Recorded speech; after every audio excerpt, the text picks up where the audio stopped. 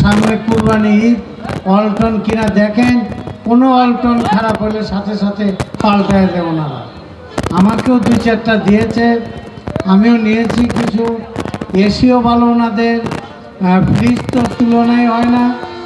আপনারা ইউজ করে দেখেন, ভালো লাগবে। আর ওনারা 33-34 নম্বর এই 10 লক্ষ টাকা পুরস্কার দিয়েছে, আপনারা অবশ্যই পাবেন। তবে নগদ দিবে ওনারা, বাকি সাকি খুব কম। আপনারা যে যেখানেই থাকেন অল্টনকে ব্যবহার করেন, ভালো লাগবে। আমি আপনাদের পাশে আছি, পাশে থাকবে ইনশাআল্লাহ। ভাতিজারা আমি চলি, আসসালামু আলাইকুম। আহো ভাতিজা আহো, অল্টনের দিকে আসো, ঠিক আছে? দেখা হবে কালকে ইনশাআল্লাহ আবার। আসসালামু আলাইকুম।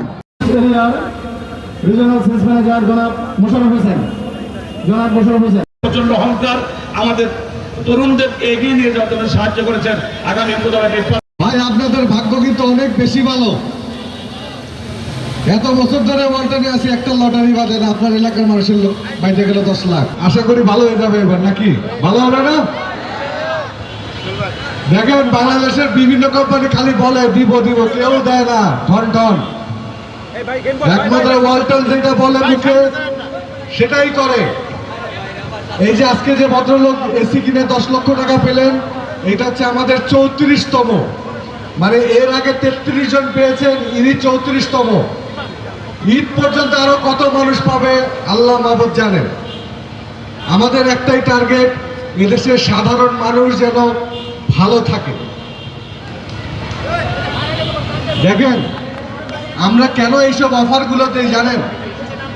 এইসব অফারগুলো দেই একটা কারণে, আমাদের দেশের সাধারণ মানুষ, সহজ সরল মানুষ যেন বিদেশি পণ্যের দিকে না ঝুঁকে। কারণ বিদেশি পণ্য যদি আপনি কিনেন, তাহলে এই দেশের টাকাটা বিদেশে চলে যায়। আর আপনি যদি দেশি পণ্য কিনেন, তাহলে দেশের টাকাটা দেশে থাকে।